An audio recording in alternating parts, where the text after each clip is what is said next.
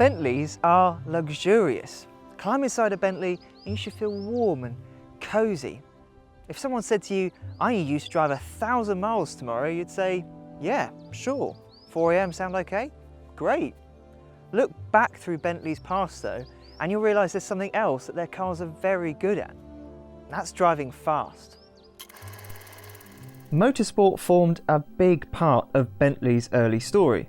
As well as taking numerous race victories and speed records at Brooklands and elsewhere in the 1920s and 30s, a Bentley has won Le Mans no fewer than 6 times, including a first, second, third and fourth place finish in 1929.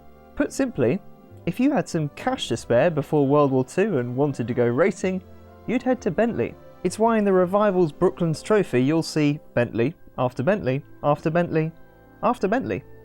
More recently, Bentley took a Le Mans win in 2003, and the 2 most recent generations of Continental GT have raced all over the world for the last decade. That is why Bentleys, as nice as they are to sit in, as good as they are on a cross-continent cruise, they are built to be driven.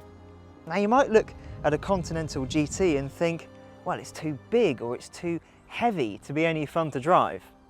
Well, a lot of the pre-war Bentleys, they were 15 feet long and weighed about the same as a small cottage, but they still drove okay.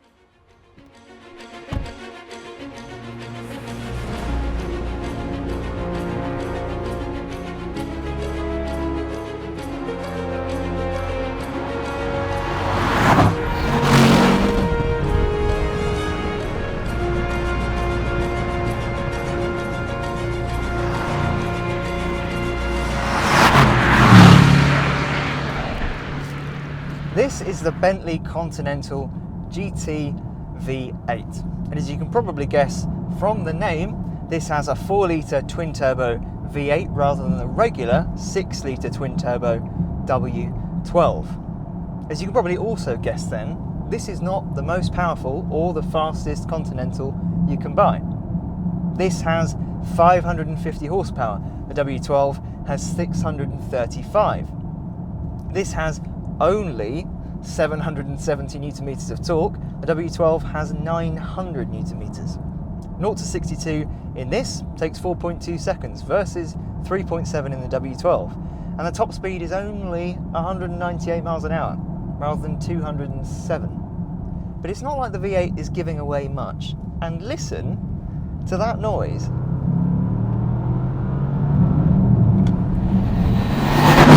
In some ways, it's actually quite a similar noise to the W12. I know that might sound ridiculous, but I think what it is that it's a muted fury. It's not an in-your-face V8 noise in the same way that the W12 isn't a particularly shouty engine.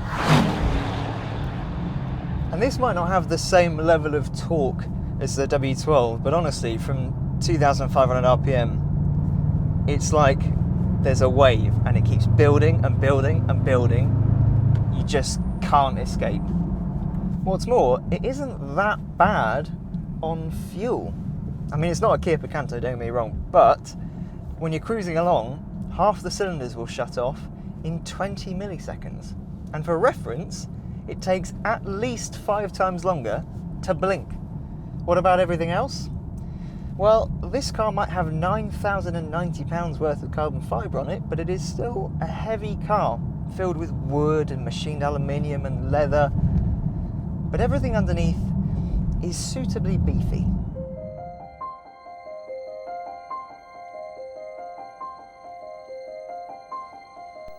The brakes are the same as those on the heavier Mulsanne and W12 Continental GT, meaning they're the joint largest fitted to any road car. They're 420mm discs up front with 10 piston calipers, while at the rear there are 380mm discs with 4 piston calipers. There are aluminium double wishbones at the front and an aluminium multi-link setup at the rear, with 3 chamber air springs all the way round. The car you see here also has the 48-volt electronically controlled anti-roll bar, standard on the W12 but optional on the V8.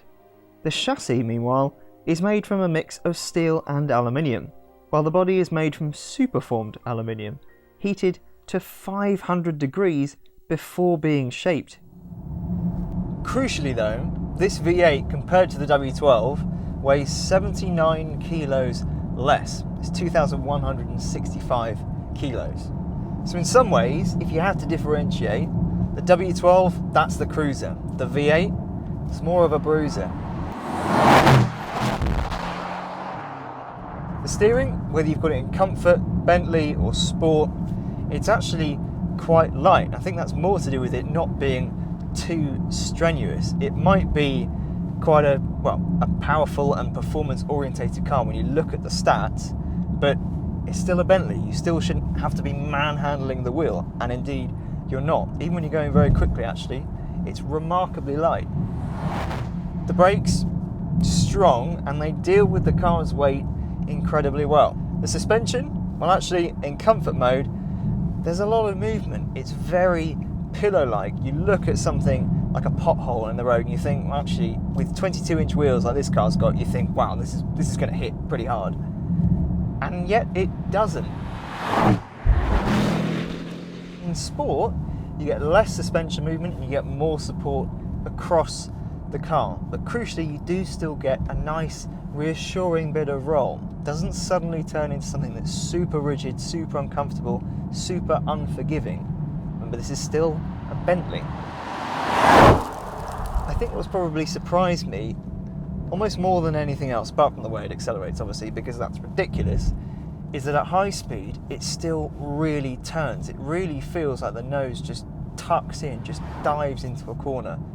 And again, considering the weight of this car, you just wouldn't think it would do that. You'd think it would kind of flop about and roll all over the place, but honestly, it really doesn't. It's got a high-speed agility to it that I just didn't think would be there.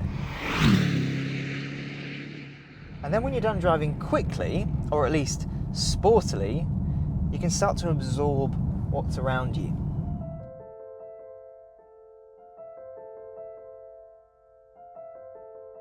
There's more than 10 square metres of wood in every Continental GT's interior, in this case crown cut walnut, and it takes more than 9 hours to create and fit the inlays by hand. What's more, all of the wood in each Continental GT comes from just one tree. There's what Bentley calls diamond in diamond leather quilting, where every textured diamond is shaped with 712 stitches. Because of that, every Continental interior contains 310,675 stitches and uses 1.7 miles or 2.8 kilometres of thread. As well as that, every car goes through a 500 to 650 point checklist before being signed off. There are other luxury cars around, and I'm not for one moment going to suggest that this is more luxurious than a Rolls-Royce Ghost, because it isn't. But every time Bentley builds a new car, it does so with its motorsport heritage in mind. And that combination of luxury, and I'm not talking about technology, I mean actual niceness and power and performance, isn't something you find anywhere else. And for that mix of performance and luxury, the V8 is a real sweet spot.